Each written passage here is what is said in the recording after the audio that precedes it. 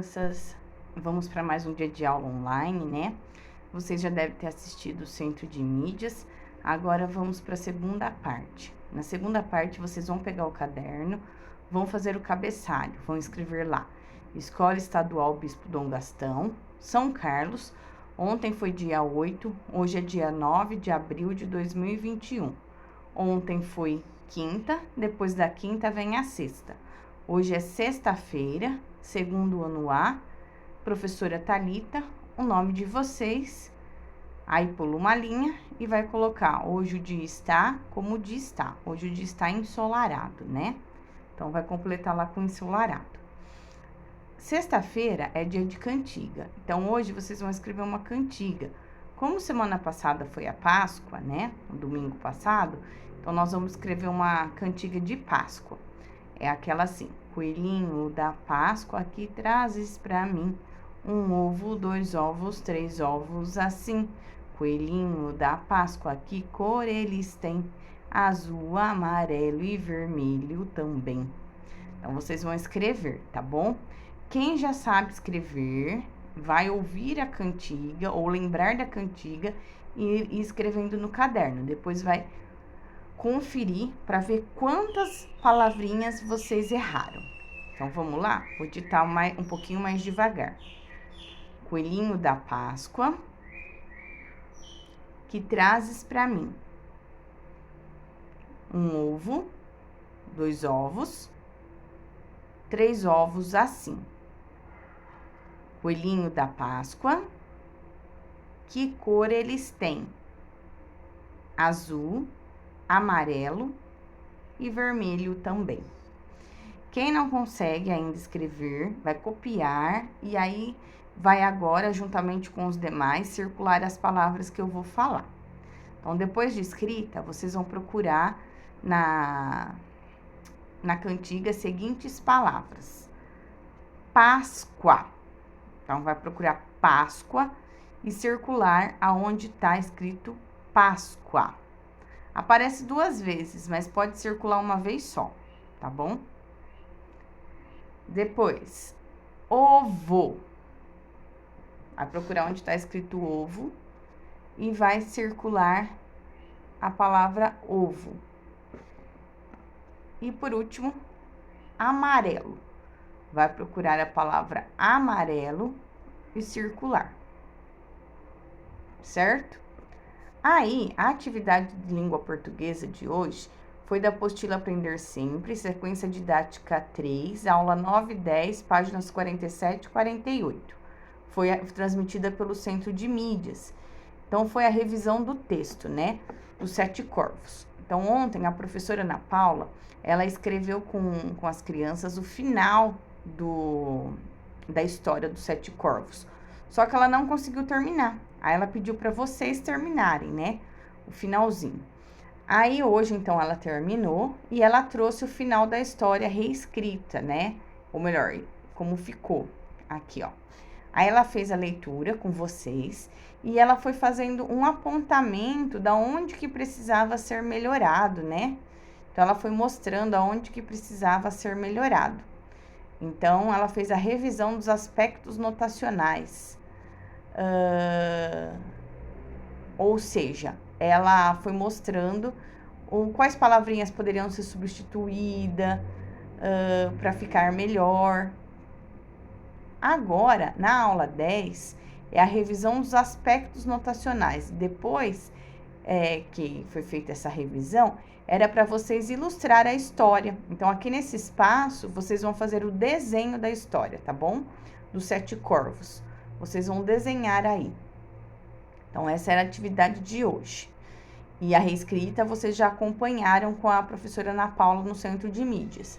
Quem não acompanhou pode assistir no repositório ou depois pelo YouTube a qualquer horário.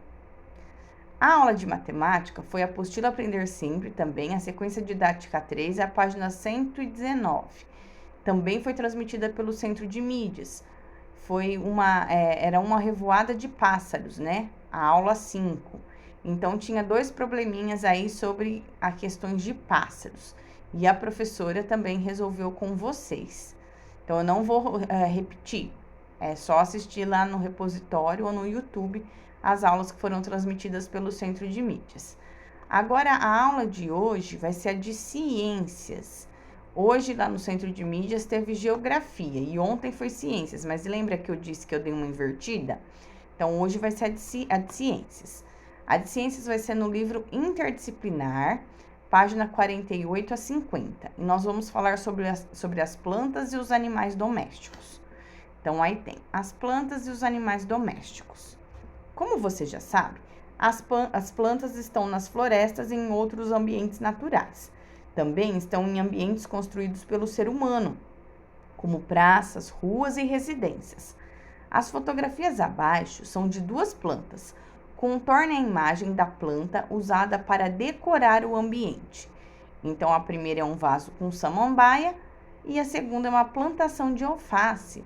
Vocês vão contornar, circular a planta que a gente usa para decorar o ambiente. Então, é a samambaia, né? Porque o alface a gente usa para alimentação. Existem plantas na sua moradia? Se sim, faça um desenho delas no espaço abaixo. Então, existe planta na casa de vocês? Aí vocês vão fazer um desenho da planta aqui no espaço, aqui no retângulo abaixo. Aí a próxima página. As plantas, elas se desenvolvem. Isso significa que elas se modificam com o passar do tempo.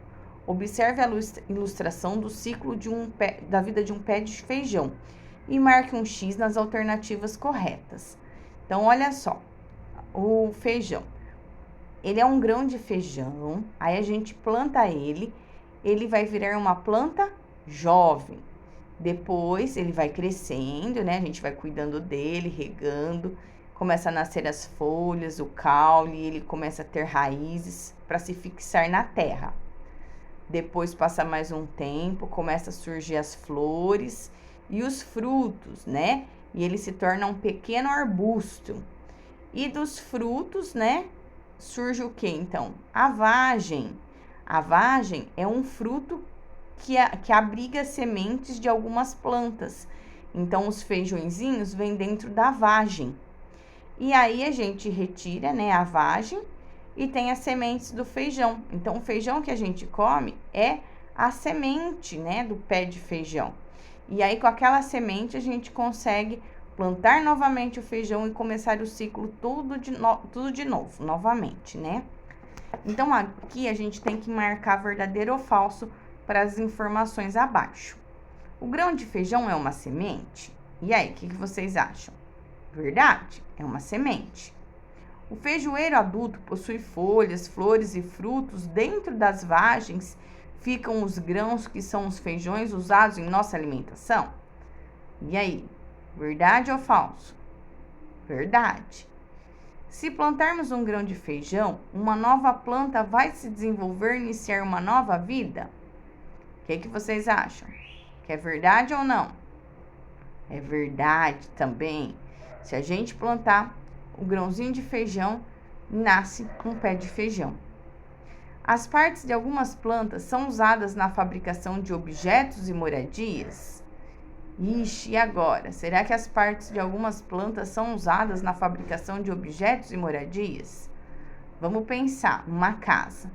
Numa casa, a gente usa para fazer o telhado a madeira.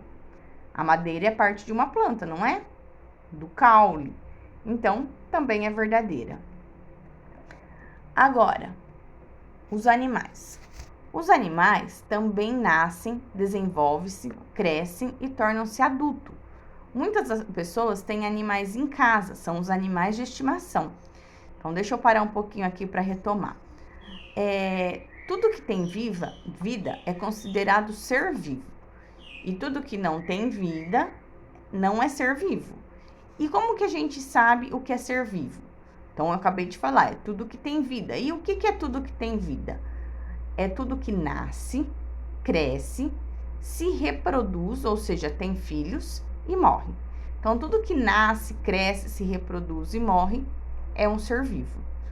A cadeira é um ser vivo? Não, porque ela não nasce, ela não cresce, ela não tem filhinhos e não morre. Ela é fabricada pelo homem. Então, ela é um objeto.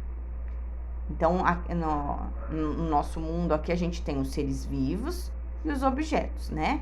Os seres vivos é tudo que nasce, cresce, reproduz e morre. A planta é um ser vivo, porque ela nasce, ela cresce, ela se reproduz, tem filhinhos, né? Através das sementes e morre. E os animais também são seres vivos, porque eles nascem, crescem, se reproduzem e morrem. Agora aqui na próxima página, então, vai falar dos animais. Então, vamos ver. Os animais de estimação. O cachorro é considerado um animal de estimação.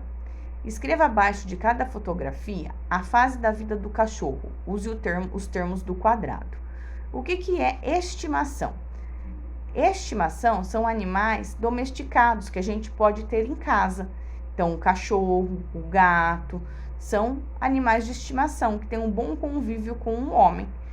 Os outros animais que não dá pra gente ter em casa, por exemplo, um leão, uma girafa, um elefante, a gente diz que são animais selvagens, porque eles não são domesticáveis, não é fácil acostumá-los a viver numa casa junto com humanos.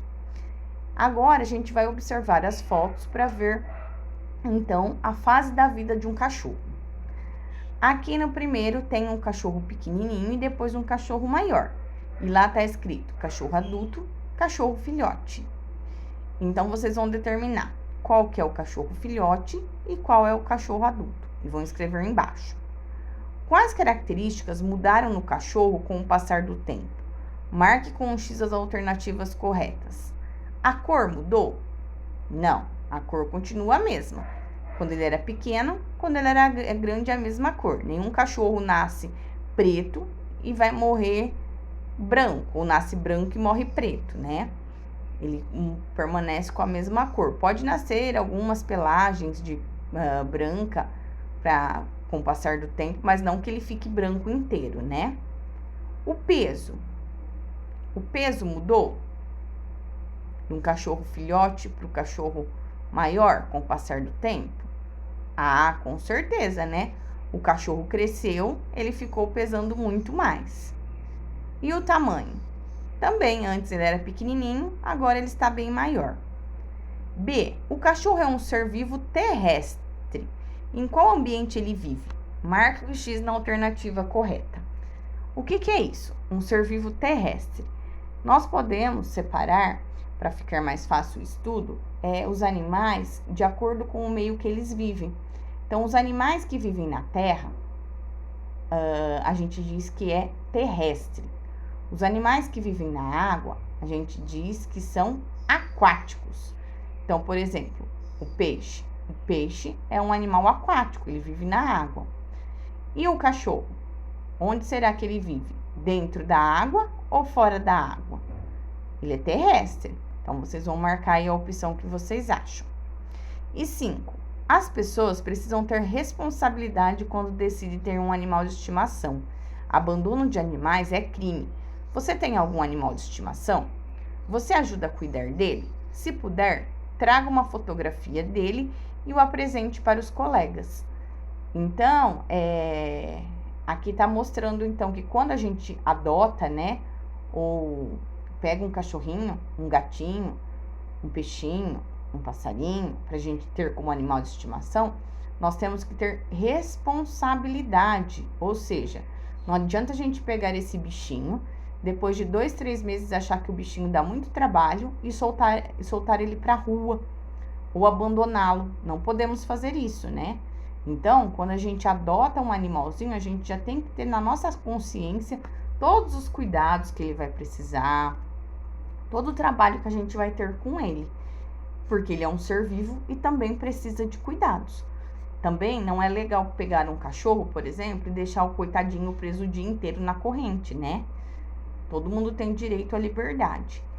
Então, aqui é pra gente refletir que a partir do momento que a gente decide ter um animalzinho, nós temos que tê-lo com muita responsabilidade, cuidando muito bem dele e não o abandonando, tá bom? Aí, por último, se vocês tiverem um animalzinho de estimação, pode tirar foto, manda pra mim pra eu ver o animalzinho de vocês, tá bom? E escreve o nome do bichinho. Então é isso. Um beijo para vocês, um bom final de semana e até segunda-feira que vem.